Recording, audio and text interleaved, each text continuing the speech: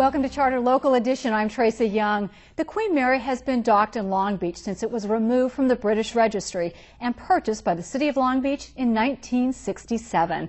And joining us to talk about the ship's future is its Director of Marketing, Chris Zappia. Good to have you with us. Thank you very much. Will you kind of go back and talk about the history and sort of the conditions under which the ship came to the Southland, because it's been here all 42 years almost now. It's been here longer than it sailed, actually. In 1967, air travel was taking over as the way to travel, so Cunard Lines put the ship up for sale, and the City of Long Beach purchased it for $3.5 million. And there were all kinds of restrictions that came along with that purchase. The main one being that the city agreed to remove all the engines and boilers except for ones that we have on display, so that it would never compete in the future with Cunard. So this ship was really set up when it was purchased that it may never sail again? That's right.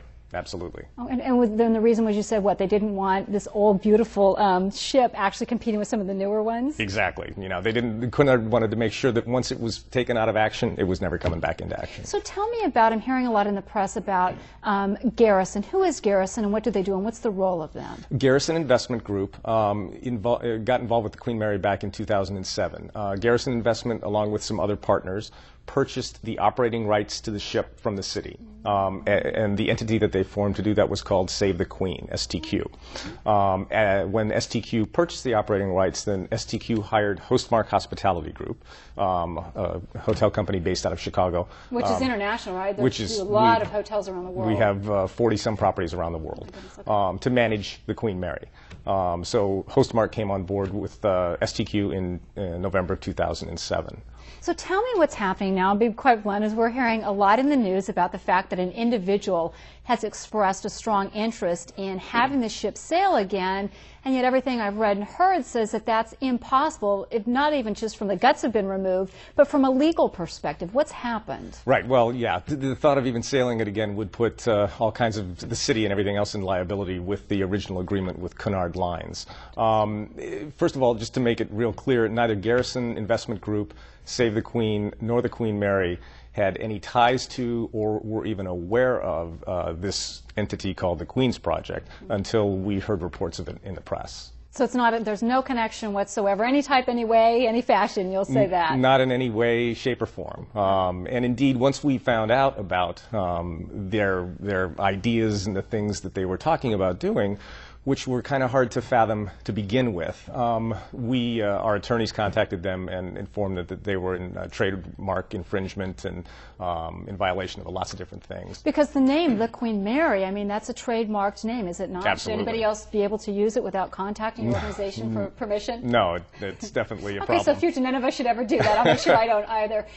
Even if somebody wanted this ship to set sail again, you've mentioned to me that basically the guts have been removed from it, right. Which anybody who knows anything about seafaring things, you know that's a stabilizer and whatnot. I mean, even if you put all that back in there, how possible is it to recreate this as a traveling ship? I mean, I'm no engineer, but it would certainly be a monumental endeavor.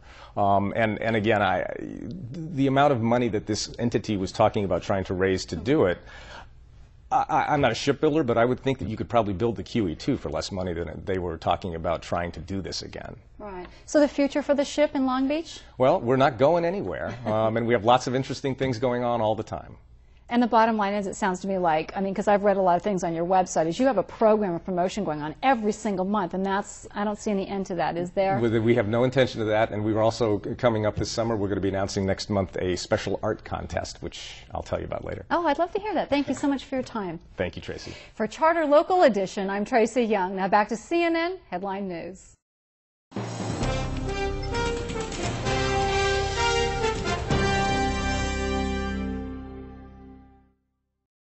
Hello, I'm Tracy Young, news anchor for Charter Communications, CNN Headline News, Local Edition.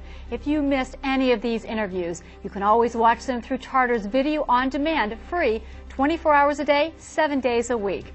To access all of Charter Communications Local Edition interviews on VOD, please go to Charter's Channel 1, click on Community Interest, and then click on Government and Public Affairs.